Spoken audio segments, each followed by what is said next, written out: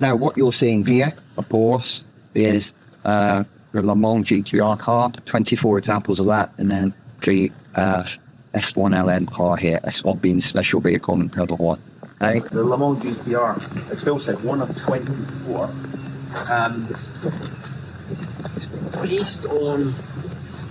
Based on a similar platform to T50. It's a little bit different, of course. It's too simple to make it exactly the same.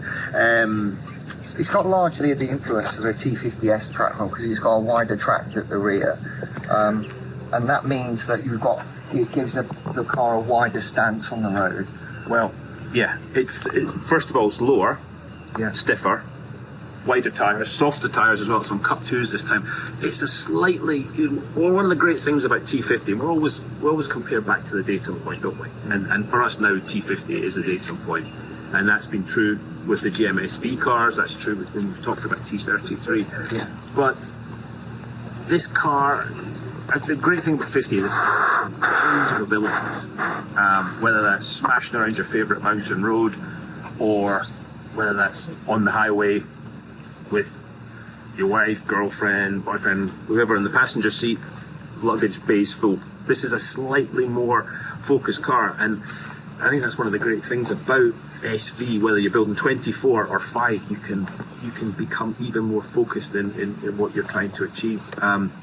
Same engine, 3.9 V12, 6-speed manual gearbox, and yeah, I'm excited to get in this one. I think it's going to be quite something. It's really, its inspiration was the long-tail cars that Gordon loves so much, the endurance cars, hence the 24 as well, one for every hour of the Le Mans 24 hours. But he wanted to make this long-tail car, big old diffuser, no fan on this one, low drag, big downforce, and it is going to be an absolute riot to drive it. I think one of the interesting things as well is that there's quite a lot of change associated with where we've gone to. I mean, Gordon's known for, I think you would even all agree that he's known for the central driving position car, and I think other manufacturers have tried to do it, but nobody does it quite like him. And the way that the concept of the car, bringing everybody forward, understanding the balance of the car, and when you work alongside him and understand how he thinks associated with that. I mean, Kev is the designer, and it's clear to understand how there's certain things that sit within the psyche that make that a really balanced car and truly unique to him. So we haven't tried to avoid all of that DNA by saying, right, okay, it's got to be completely different. What we've tried to do is try to make it very purposeful. So this is a lot more focused around a sort of harder driving position, a lot more, what would you say, an aggressive type position. You can still use it day to day, and it's still got quite a lot of compliance to it, but nevertheless, it's very different in its driving attitude to T50. Yeah, to say it's track focused would be incorrect. Yeah. It's just that little bit more aggressive than you would get with T50.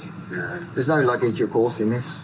Yeah. Well, the thing is, when you say there's no luggage, 3-seat, generally you're going to have 2 people in it, so you've always got the right-hand passenger seat. The reason for the right-hand passenger seat is you've got the whole mechanism for the gear shift, and so there's slightly less leg room in the right-hand seat, so you fire all your luggage in the right-hand seat. And first of all, you see the huge diffuser, and that's part of losing the fan as well. Big wing diffuser working together to produce, we talk about low drag, high downforce, and that's all got to work together. And you see how low the back is going to have a much different sound again because of the way the exhaust exit. One of the things that he was saying is that, look, I have to adapt the parameters to go around the fan, and we're going to have them separate. And he always thought that was some form of compromise around the car. He wanted the fan, but he wanted ideally the exhaust to come underneath the fan. But that could never be, because of course we would have lost so much around the sound of the engine. This way, now we can actually explore that, but what's happened is you still have to go through the emission cycle and still have quite a lot of complications. You can't just simply go straight through, so there's quite a lot of engineering associated around doing that because they're much lower. But anyway, we managed to achieve that, so it's going to sound bonkers, sound like nothing else, and it'll be a completely different sound to every other car that we've got. Okay? Shall we look at the S1LM? Please. Yes. Okay. So this is a bespoke commission, and we're making 5 of these. GMSV will make 5 of these cars, and actually the man who commissioned this, the customer who commissioned it, brought his own designer in to work with our team and our designers as well. And another thing to remember, GMSV and GMA are completely different in that respect. Different design teams, different engineering teams working, because, to be honest, the GMA guys are pretty busy with everything we've got on with 33, with 50S, finishing 50, future projects. So we've got completely different teams. But this is, I think it's fair to say, Phil, this is one man's clear, crystal clear vision of exactly what he wants. There's a very special story to this. It's very, very personal to me as well, because I watch.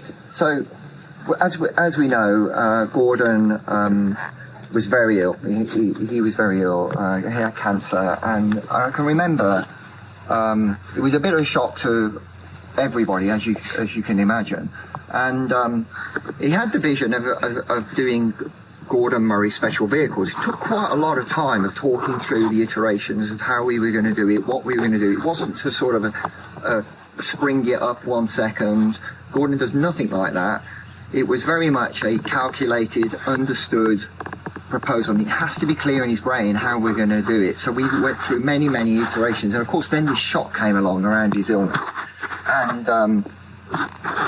the customer came along and said, I want to work very closely with you, Gordon. And I can honestly say that got him through the cancer treatment. He was very focused. He went through long, enduring moments of chemotherapy, working alongside the customer and going away and keeping focused himself. And this car is the birth of that. And so he is incredibly proud of this and what's been achieved associated with it. And of course that then spawned the birth of this and the cars that are going on and what we're doing as a business. And so therefore I feel quite proud and emotional, because there's such a lot of attention to detail, and where we've come from that, it really is sort of a launch for us in terms of how we go as a business. You know, it's funny whenever we talk about the names like S1LM, GTR, you know, this is for us the internal number T55 and T56. Yes, of course. So it's quite hard. That's a proper name. It's like using a nickname or something. But this, unusually, it's 4.3 engine in this against 3.9 for a start. Byproduct of that, the engine's lighter. Think about it, less block.